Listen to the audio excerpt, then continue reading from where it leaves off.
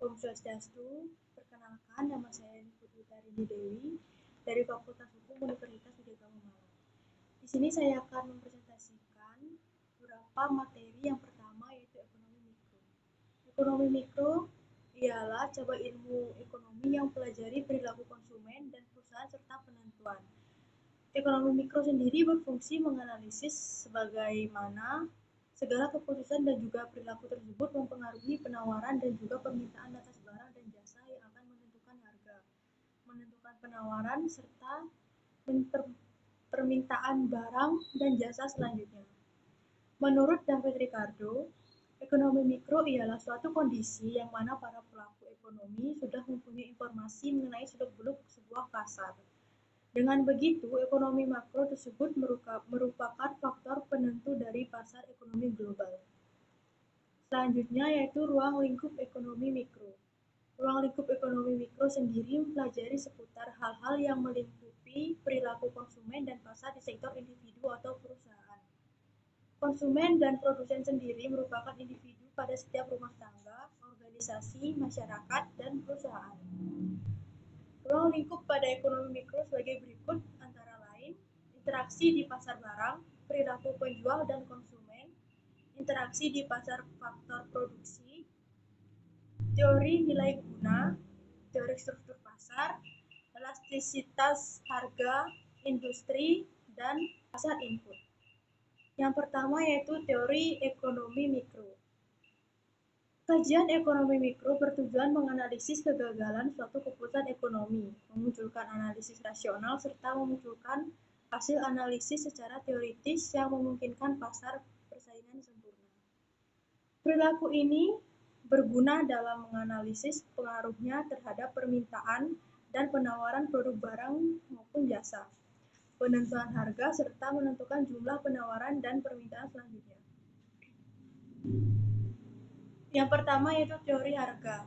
Analisis dilakukan terhadap proses pembentukan harga, faktor-faktor yang dapat mempengaruhi perubahan permintaan dan penawaran, hubungan antara harga, permintaan, dan penawaran, bentuk-bentuk pasar, dan konsep elastisitas permintaan dan penawaran. Teori harga sendiri menjelaskan tentang harga keseimbangan antara penjual dan pembeli, di mana keduanya melakukan proses tawar-menawar hingga mencapai suatu kesepakatan pada tingkat harga tertentu. Yang kedua yaitu teori produksi. Teori produksi juga digunakan sebagai dasar dalam menganalisis tingkat dan biaya yang dibutuhkan dari suatu produksi. Yang ketiga yaitu teori distribusi. Teori distribusi dilakukan dengan tujuan menganalisis upah tenaga kerja, keuntungan serta besarnya bunga yang harus dibayarkan kepada para pemilik modal. Teori distribusi sebagai aktivitas penyaluran produk dari produsen kepada konsumen akhir melalui beberapa saluran distribusi. Yang keempat, teori konsumsi. Teori konsumsi adalah teori yang mengacu kepada perilaku beragam konsumen dalam konteks memenuhi kebutuhannya. Kurva permintaan pasar sebagai turunan dari kurva permintaan individual. Penurunan kurva ini sendiri didapat melalui pendekatan teori konsumsi. Yang materi selanjutnya yaitu sistem ekonomi liberal. Sistem ekonomi liberal sendiri merupakan sistem ekonomi yang dimana dalam pelaksanaannya memberikan kebebasan penuh kepada rakyat dalam menjalankan usaha atau bisnisnya.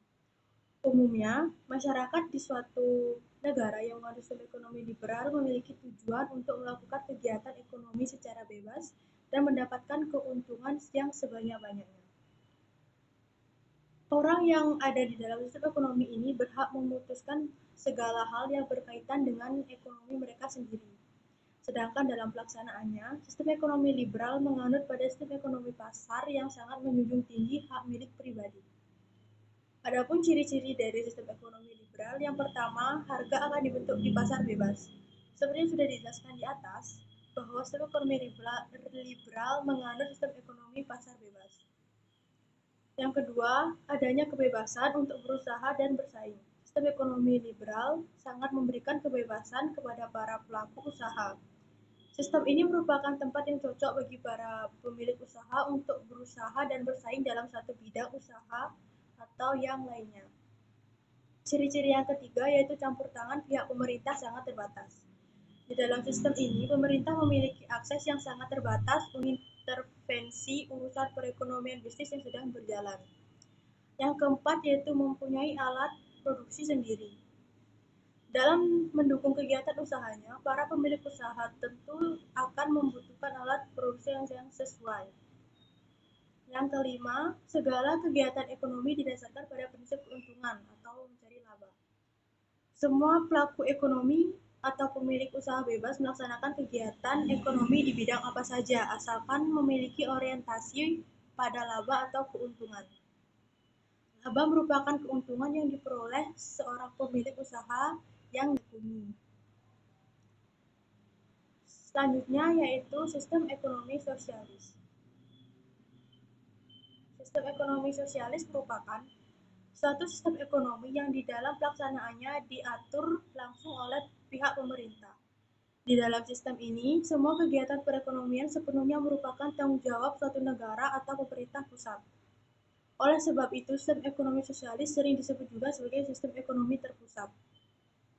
Adapun ciri-ciri dari sistem ekonomi sosialis, yang pertama yaitu mengatur semua sumber daya produksi dan pihak individu ataupun swasta tidak mempunyai hak wewenang serta kebebasan dalam memiliki sumber daya yang ada. Yang kedua, adanya anggapan kesamaan status sosial antara golongan miskin dan kaya sama-sama berhak untuk mendapatkan keuntungan dalam berusaha. Yang ketiga, di dalam sistem ekonomi ini, pemerintah merupakan satu-satunya pihak yang berkuasa dalam merencanakan dan memutuskan suatu hal yang berkaitan dengan ekonomi. Selanjutnya, tidak ada persaingan bebas sehingga membuat eksistensi pengusaha menjadi lebih sedikit di negara tersebut. Pemerintah merupakan pusat dalam pengambilan keputusan terhadap semua kegiatan ekonomi, mulai dari perdagangan luar negeri, konsumsi, distribusi, dan juga investasi. Terciptanya pemerataan kesejahteraan masyarakat secara menyeluruh, jumlah produksi menjadi terbatas sebab semuanya berhubungan dengan kemampuan produksi dan juga kebutuhan pasar. Materi selanjutnya yaitu sistem ekonomi Islam. Sistem ekonomi Islam secara sederhana merupakan sebuah peraturan di mana pelaksanaannya berlandaskan dengan berbagai syariat yaitu Islam dan selalu berpedoman pada Al-Quran maupun Al-Hadis. Hal ini meliputi kegiatan seperti simpan pinjam, investasi, dan bermacam kegiatan lainnya. Sistem ekonomi ini diciptakan agar umat Islam bisa tetap melakukan kegiatan ekonomi dengan baik dan benar dan terhindar dari semua sifat yang buruk seperti riba, zolim, ikhtiar, haram, dan masih banyak lagi. Kelebihan dari sistem ekonomi Islam. Terdapat moral dan etika. Pada ekonomi Islam atau ekonomi syariah, penggunaannya secara tidak langsung dihadapkan kepada serangkaian moral dan etika. Hal ini karena Islam mengajarkan proses konsumsi yang tidak hanya mementingkan kepada aspek kepuasan materi, tetapi juga digunakan untuk memenuhi kebutuhan sehari-hari. Misalnya, jual beli. Islam mengajarkan beberapa norma yang seharusnya ditaati oleh pelaku ekonomi. Proses distribusi yang berasaskan kepada keadilan. Sistem ekonomi Islam menjadikan keadilan sebagai salah satu asas utama yang wajib dipatuhi. Islam memberikan batasan-batasan dalam distribusi fungsional agar terciptanya kestabilan atau suatu kesejahteraan ekonomi. Kelebihan sistem ekonomi Islam selanjutnya, kebebasan dalam pengambilan keputusan. Islam memberikan kebebasan kepada manusia untuk mengambil keputusan yang dilandaskan pada nilai-nilai tauhid. Sistem pemasukan aman. Sistem pemasukan yang cukup berbeda dari sistem ekonomi konvensional. Pemasukan tersebut dilandaskan pada aktivitas yang menghasilkan laba dan modal. Karenanya, tujuan ekonomi Islam yaitu menghilangkan sistem bunga hingga penghasilan tetap dari berjalannya suatu aktivitas ekonomi. Materi selanjutnya yaitu sistem ekonomi makro. Ekonomi makro mempelajari ekonomi secara keseluruhan. Studi ekonomi ini khusus belajar tentang ekonomi dalam skala besar dan menyeluruh. Karena itulah, ekonomi makro sering dipakai sebagai instrumen untuk melakukan analisa dan merancang serangkaian target kebijakan yang berkaitan dengan inflasi, tenaga kerja, pertumbuhan ekonomi, dan keseimbangan neraca pembayaran yang berkelanjutan. Studi ekonomi ini juga dapat digunakan untuk melakukan analisa terhadap produsen secara menyeluruh.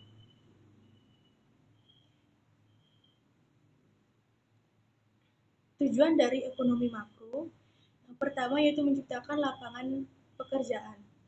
Kebijakan yang dihasilkan dalam ekonomi makro bertujuan untuk mengatur penciptaan lapangan kerja. Dengan demikian, negara mampu meminimalisir pengangguran. Hal ini karena tingginya angka pengangguran akan membawa dampak buruk bagi sebuah negara. Tingginya tingkat pengangguran pada akhirnya hanya akan menjadi beban bagi perekonomian negara tersebut. Yang kedua, membuat produksi dalam negeri yang tinggi. Banyak atau sedikitnya kapasitas produksi di suatu negara sangat bergantung pada rendahnya jumlah investasi yang masuk ke negara tersebut. Sementara investasi tergantung pada tingkat tabungan dalam negeri. Lalu, tabungan dalam negeri tergantung dengan penghasilan masyarakat dan tingkat suku bunga. Karenanya, guna meningkatkan kemampuan produksi di suatu negara dapat dilakukan dengan meningkatkan penghasilan masyarakat. Tujuan yang selanjutnya yaitu membuat kondisi ekonomi yang stabil. Stabilitas ekonomi pada suatu negara meliputi kestabilan harga barang, lapangan pekerjaan, serta tingkat pendapatan masyarakat. Penerapan kebijakan ekonomi makro bertujuan untuk menstabilkan harga barang dan lapangan pekerjaan. Selanjutnya itu membuat neraca pembayaran seimbang. Sudah menjadi keniscayaan bahwa setiap negara pastilah melakukan transaksi perdagangan dengan negara lain. Praktik ini juga pada akhirnya bisa membawa pengaruh terhadap kondisi ekonomi negara tersebut. Makanya neraca pembayaran harus seimbang. Tujuan selanjutnya yaitu membuat pendapatan penduduk yang merata. Pembagian pendapatan penduduk secara merata dapat terjadi dengan pemerataan hasil olahan sumber daya alam dan manusia. Meratanya pembagian pendapatan tersebut diharapkan mampu meningkatkan tingkat konsumsi atau daya beli masyarakat. Materi selanjutnya yaitu inflasi dan kebijakan fiskal. Yang pertama yaitu pengertian atau definisi inflasi. Inflasi dapat diartikan sebagai kenaikan harga barang dan jasa secara umum dan terus-menerus dalam jangka waktu tertentu.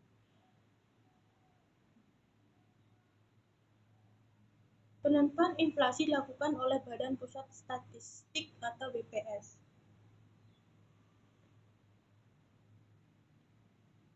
Selanjutnya itu jenis-jenis inflasi. Yang pertama yaitu inflasi merayap. Inflasi merayap adalah saat laju inflasi rendah menyebabkan kenaikan harga terjadi, namun secara lambat. Yang kedua yaitu inflasi menengah. Galloping inflation adalah ketika kenaikan harga cukup tinggi dan berjam berulang.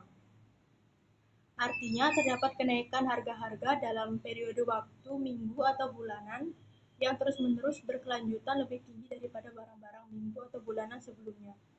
Ciri khas dari inflasi menengah ini adalah naiknya tingkat inflasi yang periodik. Yang ketiga yaitu inflasi tinggi. Inflasi tinggi merupakan kondisi perputaran uang yang terjadi secara cepat yang menyebabkan harga naik secara akseleratif. Umumnya keadaan ini muncul karena pemerintah mengalami defisit anggaran belanja karena fenomena besar dan sulit dihindari seperti perang Rusia-Ukraina. Selanjutnya itu kebijakan fiskal. Dari segi definisi, kebijakan fiskal adalah suatu strategi atau kebijakan yang diterapkan oleh pemerintah demi menjaga pemasukan dan pengeluaran keuangan negara. Lebih lengkapnya, kebijakan fiskal adalah kebijakan yang berasal dari pemerintah yang mempengaruhi perekonomian melalui perubahan pengeluaran dan penerimaan pemerintah.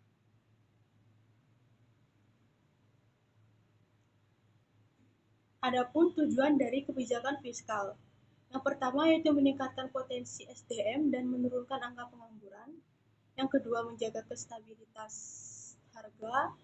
Tiga, memacu pertumbuhan ekonomi negara. Yang keempat, mendorong laju investasi. Yang kelima, mewujudkan keadilan sosial. Lalu, bagaimana peran hukum atas aspek ekonomi? Peran hukum, sistem hukum dan ekonomi memiliki hubungan yang sangat erat. Keduanya saling berkelindan dan melengkapi antara satu dengan lainnya. Hukum memberikan kerangka kerja dan aturan untuk membantu menyelesaikan perselisihan antar individu. Dalam rangka pembangunan nasional, hukum mempunyai 4 fungsi. Yang pertama sebagai sarana pemeliharaan ketertiban dan keamanan, yang kedua sebagai sarana pembangunan, yang ketiga sebagai sarana penegak keadilan, dan yang terakhir sebagai sarana pendidikan masyarakat. Sekian dari saya. Ucapkan terima kasih. Santi.